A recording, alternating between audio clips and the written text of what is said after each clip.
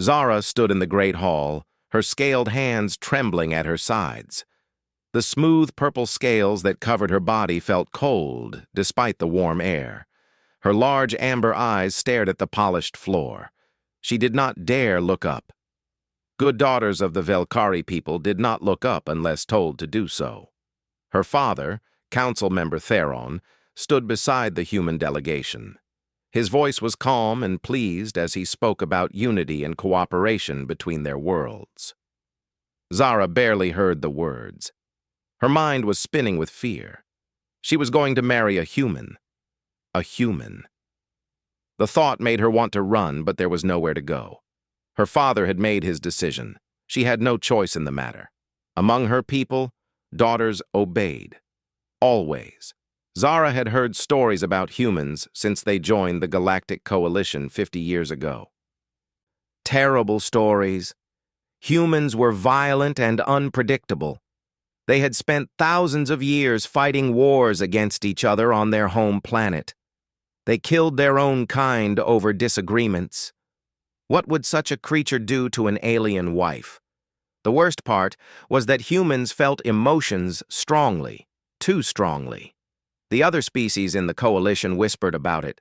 Humans could not control their feelings the way civilized beings did. They laughed too loud. They cried over small things. They got angry and acted without thinking.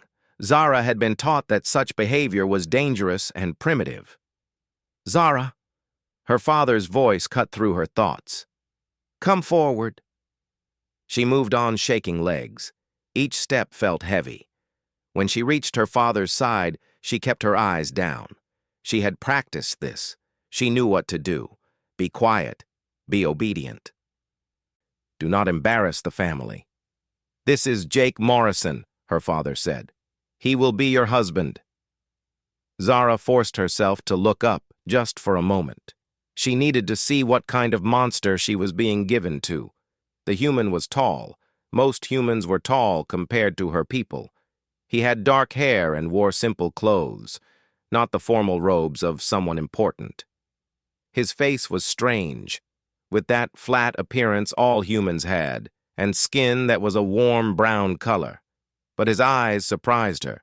They were dark and soft, and they looked worried. Hello, Zara, the human said. His voice was gentle. It's good to meet you. How are you feeling? Zara's mind went blank. How was she feeling? No one had ever asked her that before. She did not know what to say. Was this a trick? A test? She is honored, her father answered for her. This union will bring great benefit to both our peoples. The human, Jake, did not look at her father. He kept looking at Zara. I'd like to hear from Zara herself if that's okay.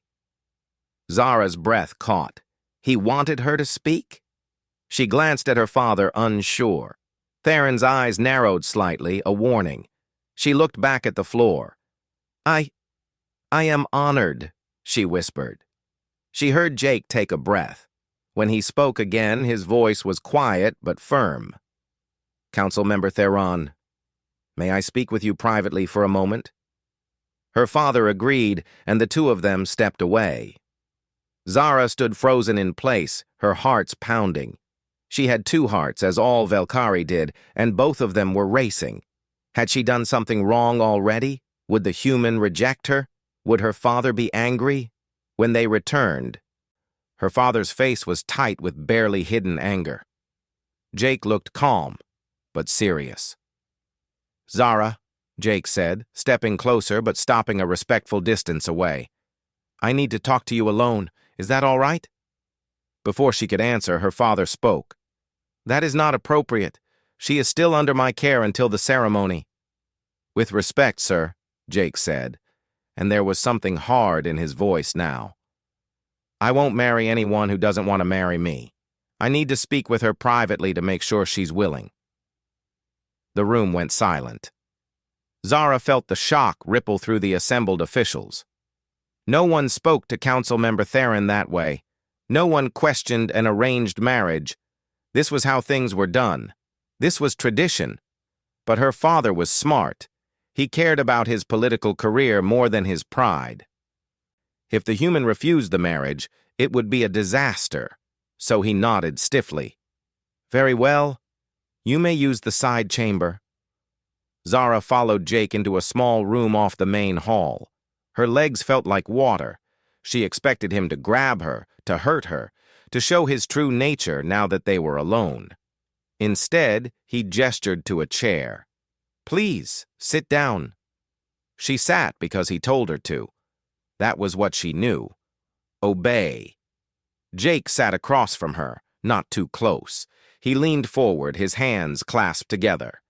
Zara, I'm going to be honest with you, he said. I know this marriage was arranged. I know you probably don't want this. I want you to know that I won't go through with it if you're being forced. I'll tell them no. I'll handle your father's anger. You won't get in trouble. Zara stared at him. His words did not make sense. He would say no? He would protect her from her father's anger? Why? What did he gain from that? I don't understand, she whispered. Jake smiled, but it was a sad smile. I know this must be confusing, but where I come from, marriage should be a choice. I won't force you into anything. If you want to say no, I'll support you.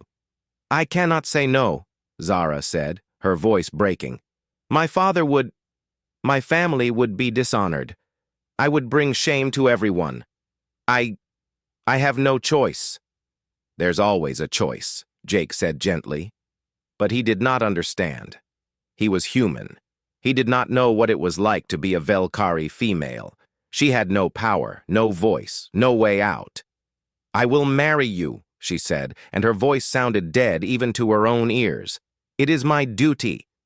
Jake was quiet for a long moment. Then he nodded slowly. Okay. But I want you to know something.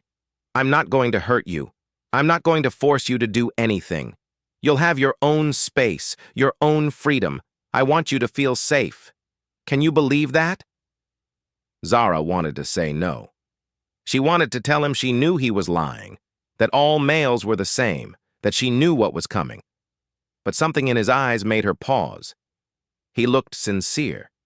He looked kind. She did not trust it. But she nodded anyway. The ceremony was short. Zara stood rigid beside Jake as the words were spoken in both their languages. She felt his hand take hers, warm and careful. He did not squeeze too hard. He did not yank her closer. He just held her hand like it was something precious. When it was over, they were married. Zara was now the wife of a human. She followed Jake through the corridors of the space station where they would live. Every step felt like walking toward her doom. She waited for him to show his true nature. She waited for the kindness to disappear.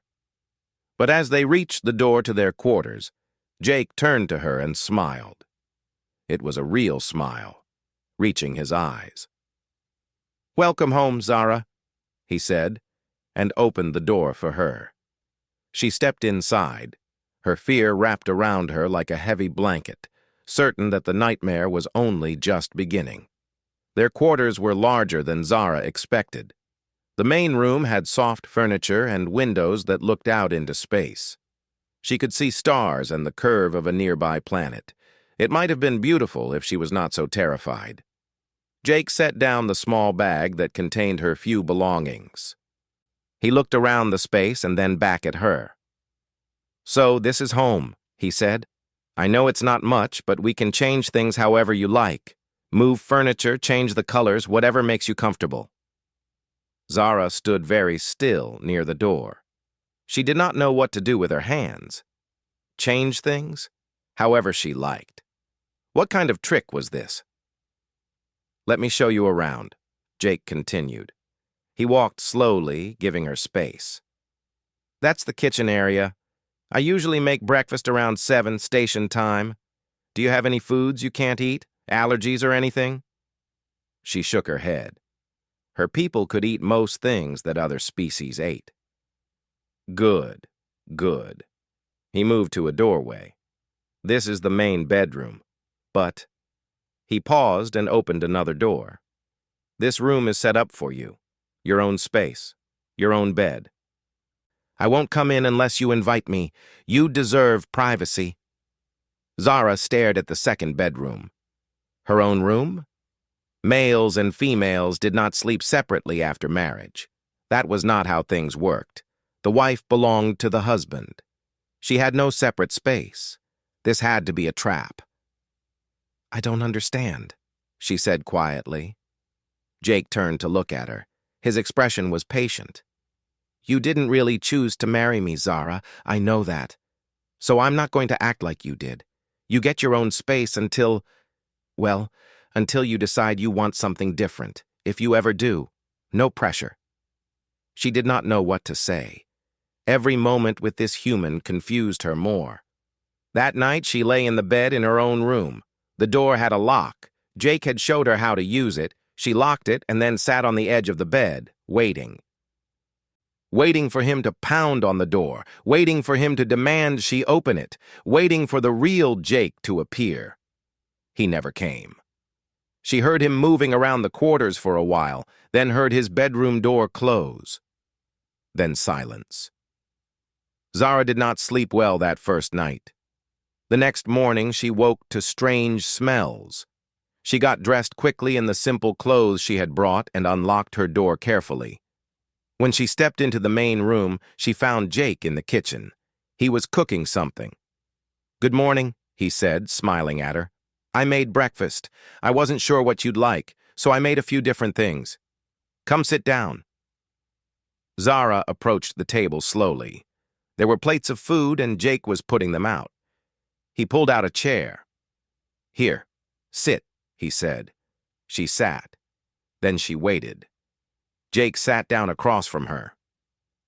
He did not start eating. He was waiting for something. Go ahead, he said, gesturing to the food. Try whatever looks good. You want me to eat first? Zara asked. Among her people, males always ate first.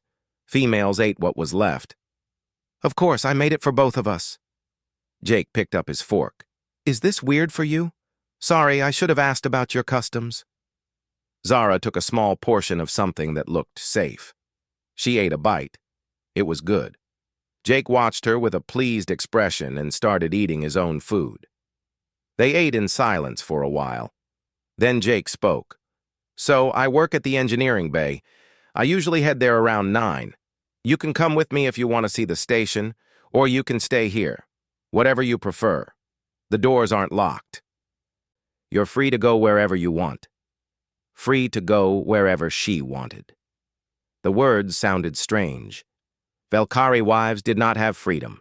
They stayed home. They waited for their husbands. They served. What would you like me to do? She asked.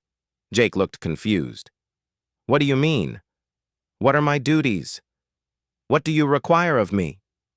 Understanding crossed Jake's face, followed by something that looked like sadness. Zara, you don't have duties. You're not my servant. You're my wife, I guess. But more than that, you're a person. You can do whatever you want with your time. I don't understand, she whispered. She kept saying that, but it was true. Nothing made sense. Jake put down his fork. Okay, let me try to explain. Where I come from, marriage is supposed to be a partnership. 2 equal people sharing a life.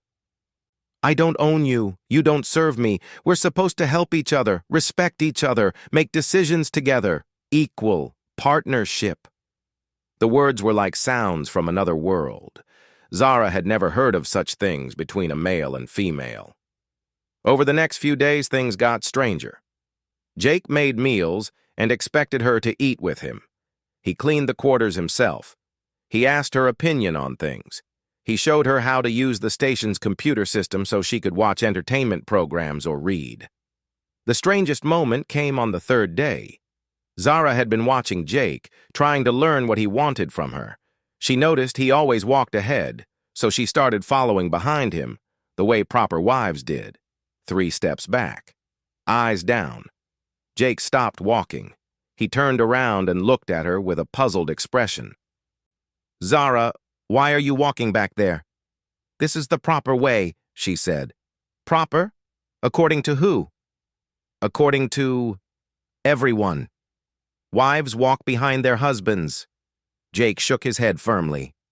Not human wives, and not you, not anymore. Please walk beside me. I want to talk to you, not have you trailing behind like I'm better than you or something. He waited until she came to stand beside him. Then he started walking again, matching her pace. He pointed out different parts of the station and told her about the people who worked there. That afternoon, he took her to meet some of his co-workers. Zara met Amy, a human female with short black hair and a bright smile. She also met Dan, a male who worked with Jake on engineering projects. What shocked Zara most was how Amy acted. She laughed loudly. She joked with Dan. She touched his arm while talking, and Dan did not punish her. He did not tell her to be quiet. He laughed with her. Is she his mate? Zara whispered to Jake when the other two were talking. Amy and Dan? No, they're just friends and co-workers. Why? She speaks so freely. She touches him. He allows this? Jake looked at her with that sad expression again. Zara, human women are free to speak and act however they want. Dan doesn't allow or not allow anything. Amy does what she wants because she's her own person. The idea was so foreign that Zara could not process it. She watched Amy the rest of that visit, fascinated and confused. The human woman was so confident, so free. She had never seen a female act that way. That night, Jake made dinner again. Zara watched him move around the kitchen. She wanted to help, but she did not know how to ask. Finally, she stood up. Can I do something? She asked quietly. Jake looked up. Do you want to help cook? Sure, that would be nice. Here, you can chop these vegetables. They worked side by side. Jake showed her how to use the human cooking tools. He talked about his day. He asked about hers. He treated her like an equal. When they sat down to eat, Zara spoke without thinking. You're very strange. Jake laughed. It was a warm sound. Yeah, I guess I am. Different cultures and all that. Can I ask you something? She nodded. Are you feeling any better? Less scared? Zara thought about it. She was still confused. She still did not fully trust this situation. But the sharp edge of terror had dulled a little. Jake had not hurt her. He had not yelled at her. He had not done any of the things she expected. I'm less scared, she admitted. Jake smiled. Good. That's really good. We'll take it slow, okay? One day at a time. And Zara, if I do anything that makes you uncomfortable, please tell me. I want you to feel safe here. As Zara went to her room that night, she realized something that frightened her in a new way. She was starting to believe him. This strange, kind human might actually mean what he said. And if he did, then everything she had ever been taught about the way things should be was wrong. She did not know which idea scared her more. 3 weeks passed. Zara was learning to live in this strange new world where she had choices. Small choices at first. Jake asked what she wanted for dinner. He asked if she preferred warmer or cooler temperature in the quarters. He asked if she wanted to visit the station's garden level. She was learning to answer, learning to say what she wanted instead of saying what she thought he wanted to hear. One morning, Zara was cleaning their quarters.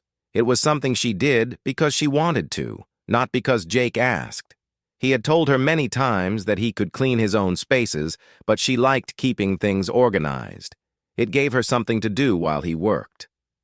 She was dusting the shelf where Jake kept his engineering models. These were small projects he built in his free time. Tiny machines and structures that showed how different technologies worked. He had explained some of them to her.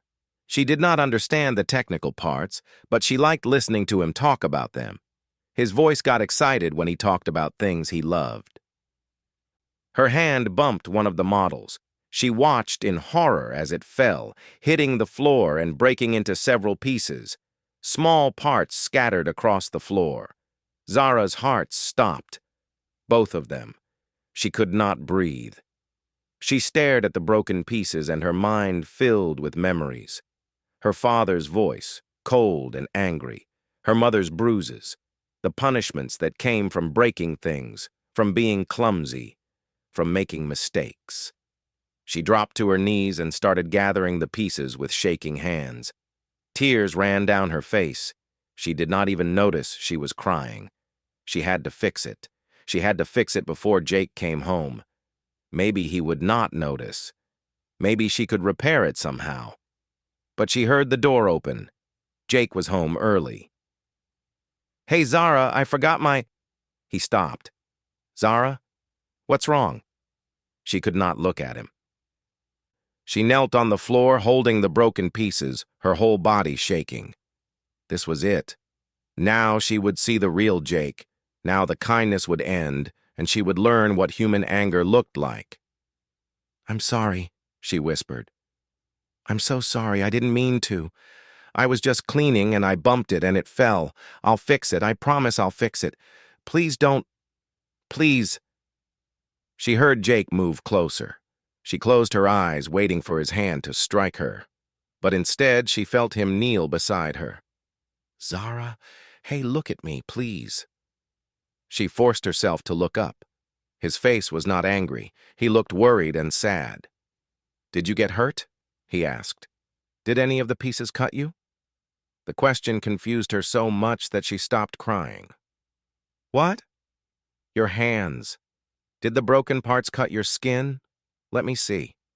He gently took her hands, turning them over to check. "Okay, good. You're not hurt. But I broke your model. I broke your thing." Jake looked at the pieces on the floor. Then he looked back at her, and his expression grew even sadder. "Zara, it's just a thing. It's not important. I can rebuild it. It's just plastic and metal. You're upset because you broke a toy?" "I broke your belonging. I was clumsy. I deserve punishment." The words came out automatically, the same words she had learned to say as a child. Say you deserve it. Maybe the punishment would be less severe if you accepted it. Jake's face changed. Something hard moved through his eyes. But when he spoke, his voice was gentle. "Zara, I am never going to punish you. Not for this, not for anything. Do you understand me? Never." She wanted to believe him, but the fear was too strong. She had lived her whole life knowing that mistakes meant pain. "But I broke." "I don't care." Jake's voice was firm now. "Listen to me carefully. You could break every single thing I own, and I still would never hurt you. Things can be replaced. Things don't matter. You matter. Your safety matters. Nothing you could ever do would make me hit you or punish you." Zara stared at him. The tears came harder now, but they felt different. These tears came from somewhere deep inside, from a place that had been locked and frozen for so long she forgot it existed. Jake did not touch her without permission. He stayed close but gave her space. "Can I hug you?" he asked quietly. She nodded. She did not know why, but she needed it. His arms went around her carefully, like she was something that might break. He held her while she cried, not saying anything, just being there. When she finally stopped, he pulled back and gave her a sad smile. "I think we need to talk," he said. "Really talk. Is that okay?" They sat on the couch. Jake made her favorite tea, the one he had learned she liked. He sat across from her, his expression serious. "Zara, can you tell me about your life? Before you came here?" So she told him. The words came slowly at first, then faster. She told him about growing up in her father's house, about the rules, about watching her mother move through their home like a ghost, never speaking unless spoken to, always afraid. She told him about the lessons she learned, Stay quiet, stay small, never draw attention, never make mistakes. She told him about her friend Kessa, who was beaten by her husband for laughing too loudly at a gathering. She told him about her cousin Mira, who tried to refuse an arranged marriage and was locked in her room for a month. She told him about all the small ways females of her species learned to make themselves invisible because being seen was dangerous. Jake listened to everything. She watched emotions move across his face. Anger, but not at her. Sadness. Something that looked like pain. When she finished, he was quiet for a long moment. Then he spoke, and his voice was rough. "I'm so sorry that happened to you. All of it. You didn't deserve any of that. No one does." He looked at her directly. "Zara, what you're describing, where I come from, we call that abuse. It's wrong. It's illegal. People go to jail for treating others that way." "But it's normal for my people," she said. "It's tradition." "Some traditions are wrong." Jake's voice was firm. "Just because something has always been done a certain way doesn't make it right. Humans used to have traditions like that too. We're not perfect, but we learned. We changed. We decided that every person deserves to be treated with respect, no matter who they are." He leaned forward, his eyes intense. "Zara, I need you to understand something. You are not property. You're not a servant. You're a person with thoughts and feelings and rights. And one of those rights is to live without fear, to make mistakes without being hurt, to have opinions and choices. That's not me being nice. That's just basic decency." Zara felt something crack inside her chest. It hurt, but it was not a bad pain. It was like feeling something that had been numb for too long. "I don't know how to be that person," she whispered. "The person with choices, with rights. I don't know how." Jake smiled. It was a warm, genuine smile. "Then we'll figure it out together. One day at a time. I'll help you. And there are others who can help too. My friend Amy, she's great. I think you two could be friends. Would you like that?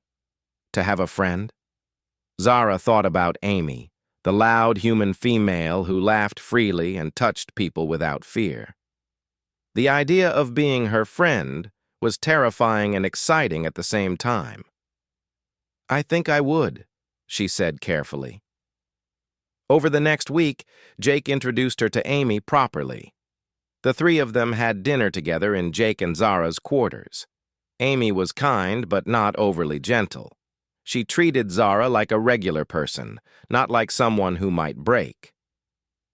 "So Jake tells me you've never had a hobby," Amy said during dinner. "Is that true?" Zara nodded. "Females of my people do not need hobbies. We take care of homes and families." Amy made a face. "That sounds incredibly boring. Everyone needs something they enjoy. What are you interested in? What do you like?" No one had ever asked her that. Zara thought hard. I like the gardens on level 7. The plants are beautiful. I like looking at them." "Okay, gardens, plants, that's something."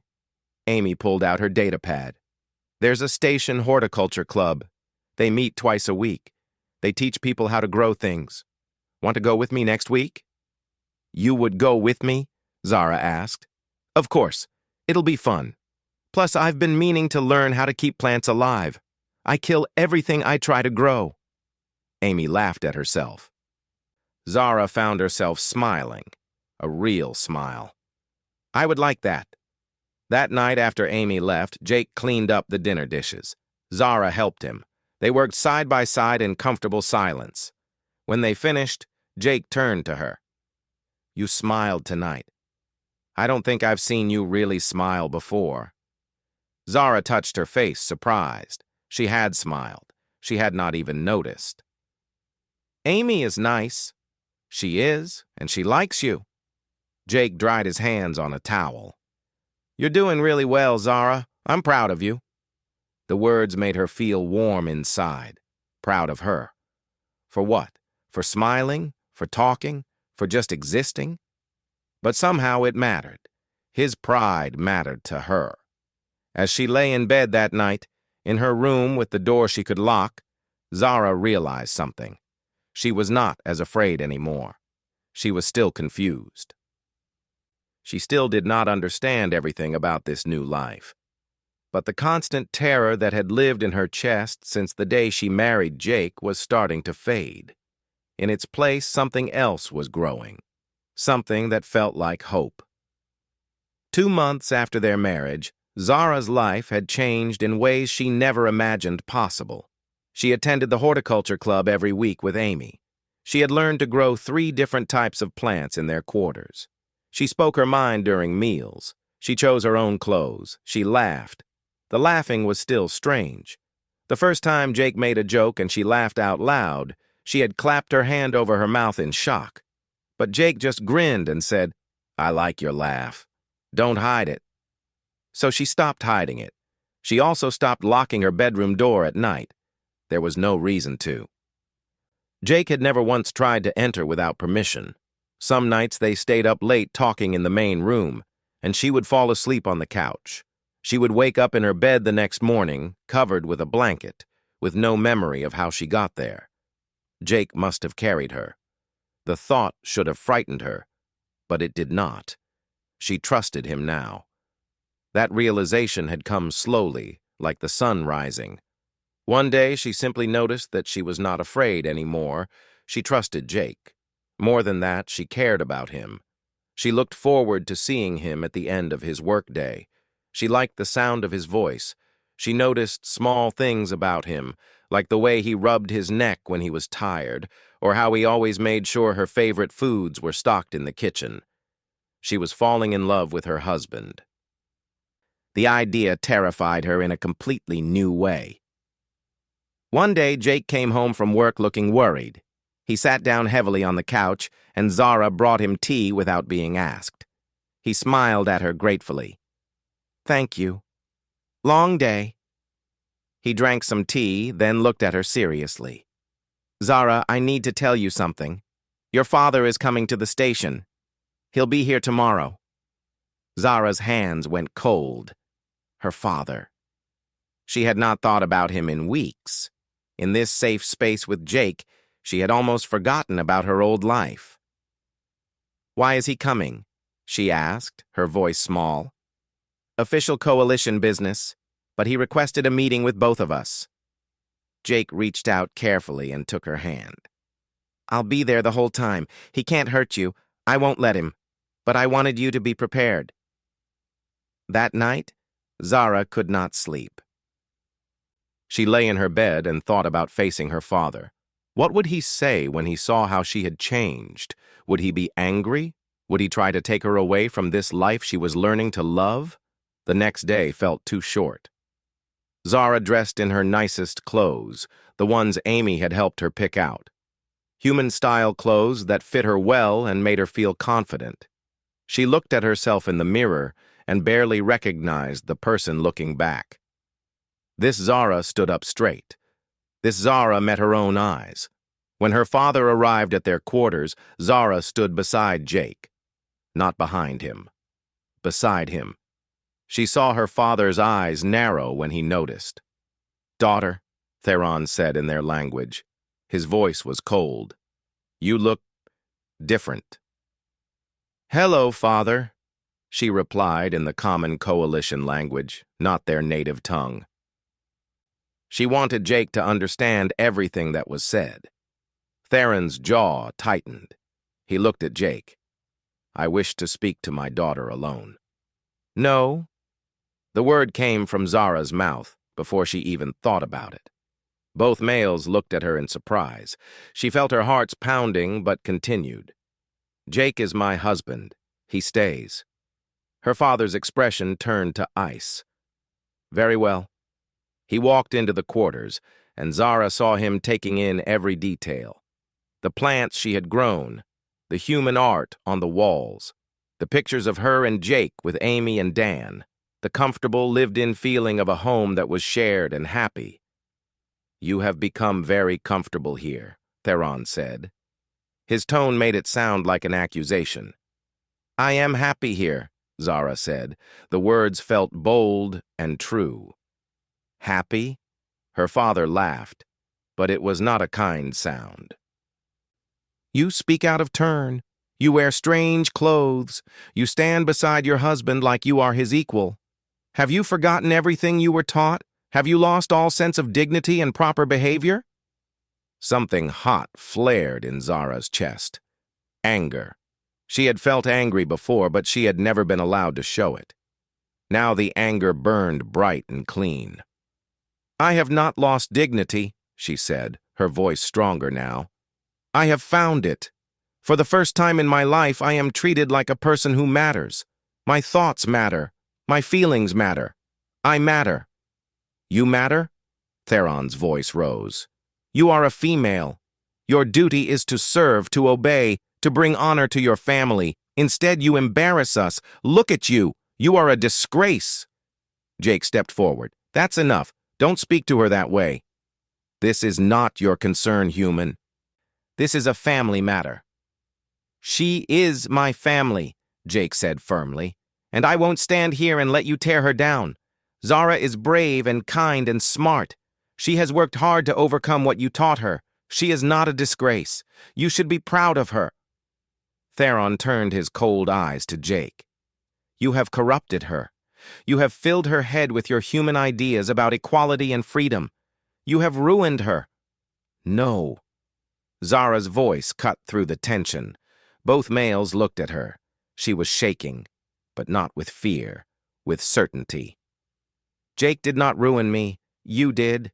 You and everyone else who taught me I was worthless, who taught me my only value was in serving others, who made me afraid to speak, to think, to be myself. Her father's face went dark with anger. You will not speak to me this way. I will, Zara said. Her voice was clear and steady. Because Jake taught me I have a voice. He taught me I deserve respect. He has shown me every single day that I am worth kindness and care. He has never hurt me, never raised his voice to me, never made me feel small. He treats me the way every being should be treated, with dignity. If you continue down this path, Theron said coldly, you will no longer be welcome in our family. You will be disowned, cut off. You will have no one. The words hurt. Despite everything, the thought of losing her family completely was painful.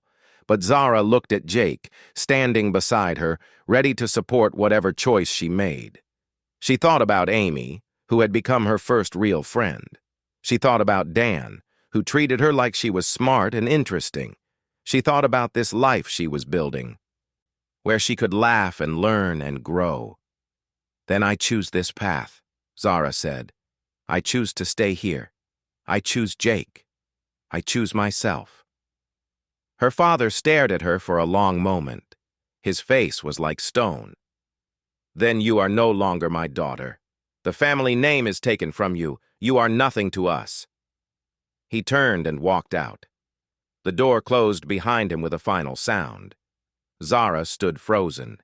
She had done it. She had stood up to her father. She had chosen her own life. But the cost felt enormous. She was cut off from everything she had known. She was alone. Then she felt Jake's arms around her. He held her close, and she realized she was crying. You're not alone, he said softly, like he could read her thoughts. You have me. You have Amy and Dan. You have people who care about you. You're not alone, Zara. I promise. She cried into his shoulder while he held her. When she finally stopped, she pulled back and looked at him. Really looked at him. This human who had been forced to marry her, who could have treated her terribly, who instead had shown her what kindness looked like. Jake, she said quietly, I need to tell you something. Okay. He brushed a tear from her cheek with his thumb. The gesture was so gentle. I love you. The words came out in a rush. I know I didn't choose to marry you at first. I know this started as an arrangement. But I'm choosing you now. I'm choosing this. I love you, Jake Morrison. I love you for your kindness. I love you for your patience. I love you for showing me I'm worth loving." Jake's eyes went wide, then soft, then bright with something that looked like joy. "Zara, I've been in love with you for weeks. I didn't say anything because I didn't want to pressure you. I wanted you to feel free.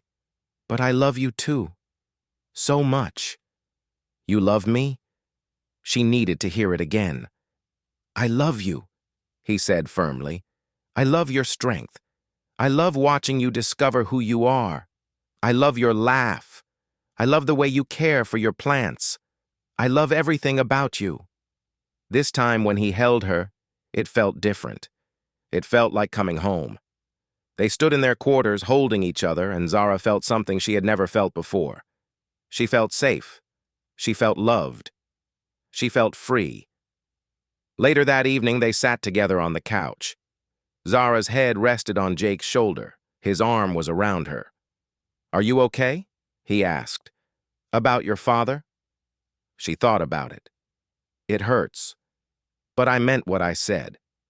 I choose this. I choose us. We can build our own family," Jake said. "The kind of family where everyone is valued, where love is given freely, where no one has to be afraid." Zara lifted her head to look at him.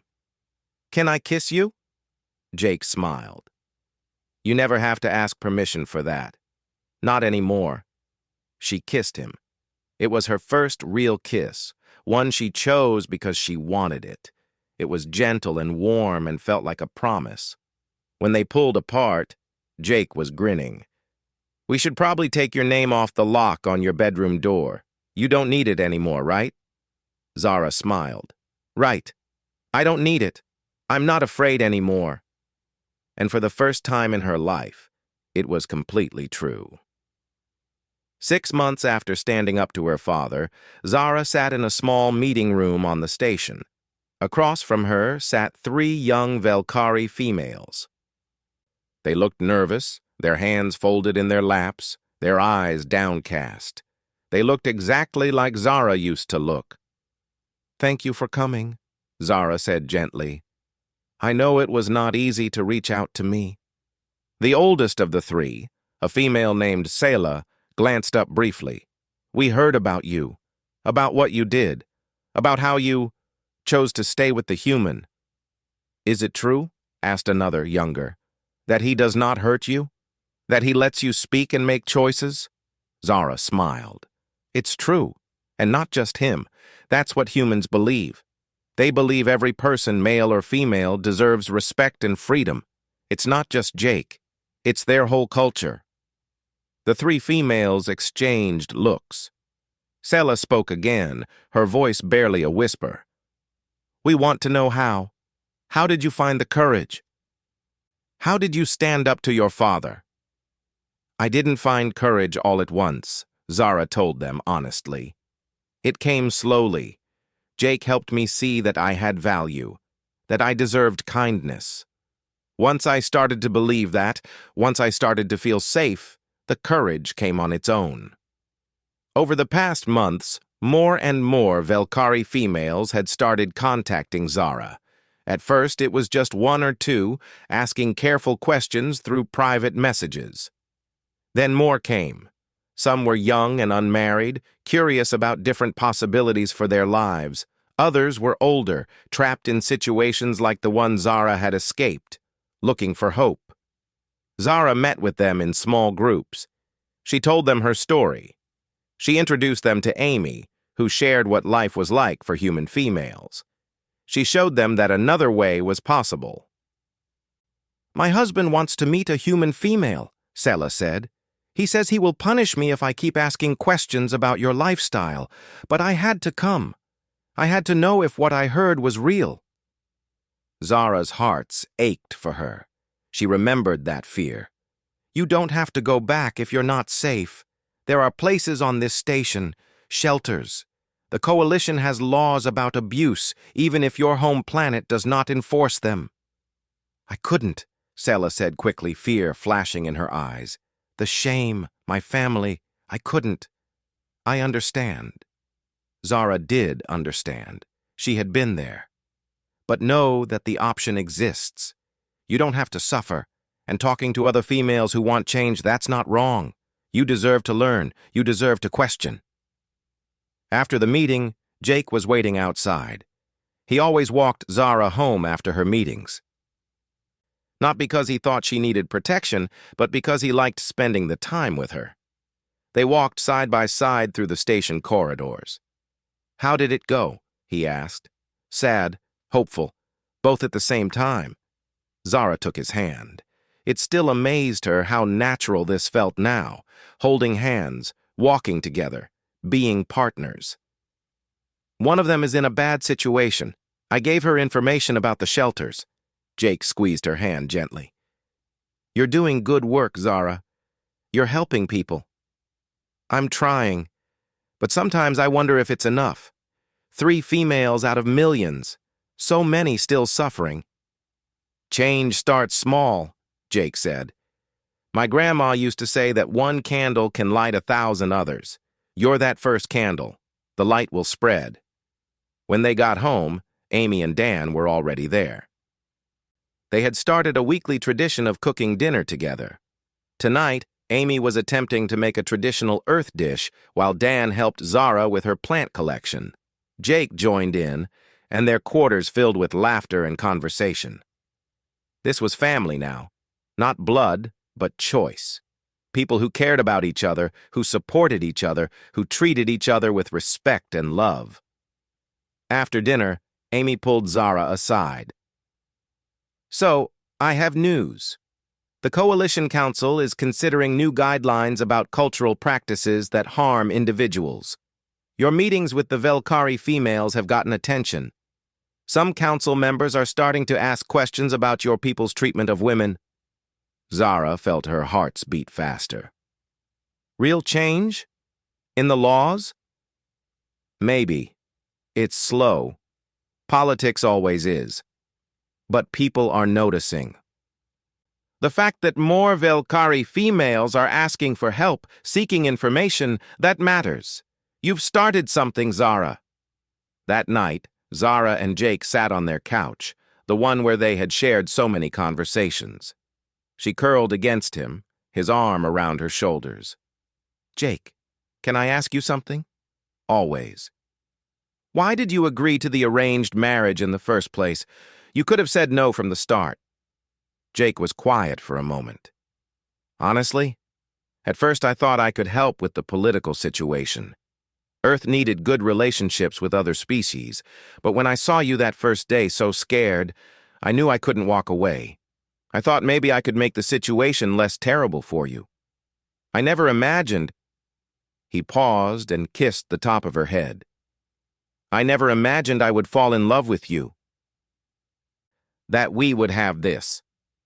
"I'm glad you didn't walk away," Zara said softly. "Me too. Best decision I ever made." The weeks turned into months. Zara's meetings with Velkari females continued to grow. She started a proper support group. Amy helped her set up educational sessions about different cultures and their views on equality. Dan used his technical skills to create a private communication network where Velkari females could talk safely away from the eyes of their families. One day, Zara received a message that made her cry. It was from her mother. The message was short and carefully worded, probably written in secret. "My daughter, I hear stories about you. I hear you are helping other females. I hear you are happy. I cannot join you. I am too old, too afraid. But I am proud. I wish I had your courage. I wish I had shown you that you could be strong. Know that somewhere your mother loves you and is proud." Jake found her crying on the couch, the message displayed on her datapad. He read it and held her while she wept. These were not sad tears, though. They were healing tears. Her mother was still trapped, but she saw. She understood. That mattered. Months passed. A year, 2 years. Zara's support group had grown so large that they needed bigger spaces. Young Velkari females started arriving at the station, asking for asylum, wanting to learn about different ways of living. Some stayed. Some went back and worked for change in their own communities. The Coalition Council did pass new guidelines. They were not as strong as Zara had hoped, but they were a start. They stated that forced marriages could not be enforced across Coalition territories, that females of any species had the right to seek help if they were in danger. It was not enough to change everything, but it was something. It was a beginning. On their 3rd anniversary, Jake and Zara went to the station's garden level. It had become their special place. Zara had helped design a new section of the garden, growing plants from multiple worlds. It was a symbol of what could be achieved when different beings worked together with respect and care. They stood together looking at the growing things, the life they had helped create. "I've been thinking," Jake said, "about the future, about family." Zara looked at him curiously. "What about it?" "Well, I know our species can't have biological children together, but there are a lot of orphans in the Coalition, kids from war zones, from disasters, kids who need homes. I was thinking, maybe we could adopt, if you want. Only if you want." Zara felt warmth spread through her chest. A family. A real family, built on love and choice. Children who would grow up knowing they were valued, that they had voices, that they mattered. "I want that," she said. "I want to raise a child who never has to learn to be afraid, who knows from the beginning that they are loved and worthy." Jake grinned and pulled her close. "We'll teach them about both our cultures, the good parts. We'll teach them to be kind, to stand up for what's right, to treat everyone with dignity. And we'll teach them that family is not just blood," Zara added. "It's the people who choose to love you, who support you, who help you become who you're meant to be."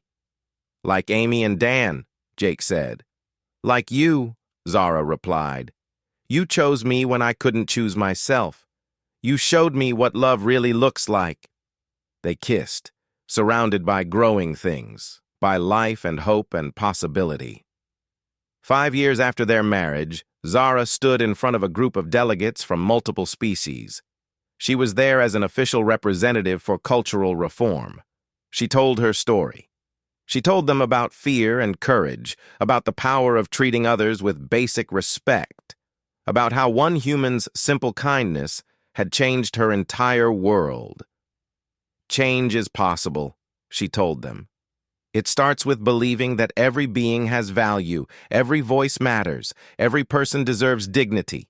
That's not a human idea. That's not a Velkari idea. That's a universal truth. And when we start living by that truth, when we treat each other with real kindness and respect, we can change everything."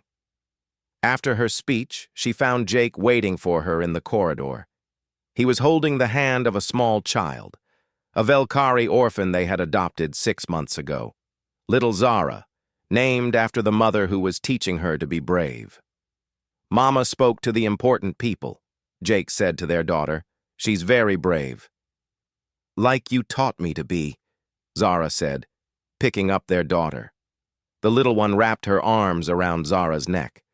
"Like we're teaching her to be." They walked home together, a family made not by force or tradition, but by choice and love. Behind them, the seeds of change they had planted continued to grow. Other mixed couples were forming. Other females were finding their voices. Other beings were learning that kindness was not weakness, but strength. One human had shown one alien female that she mattered. That simple act had started a ripple that was still spreading across the stars. And it all began because Jake Morrison had looked at a frightened female and decided to treat her not like property or a political tool, but like a person worthy of respect. That night, after their daughter was asleep, Zara and Jake sat on their couch, his arm around her, her head on his shoulder. The same position they had sat in countless times before. But they were different people now. She was no longer the terrified female forced into marriage. He was no longer just a kind man trying to make the best of a bad situation. They were partners. They were lovers. They were a family. They were proof that change was possible, that kindness mattered, that love could bloom even in the most unlikely places. "I never knew life could be like this," Zara said softly. "I never knew I could be this happy." "Neither did I," Jake replied. "You taught me that too, you know. You showed me what real courage looks like, what strength really means." Zara smiled and closed her eyes, safe and warm and loved. She had feared the human she was forced to wed. Now she could not imagine her life without him. He had not saved her. He had simply treated her with the dignity she deserved, and in doing so, had given her the tools to save herself. And that made all the difference.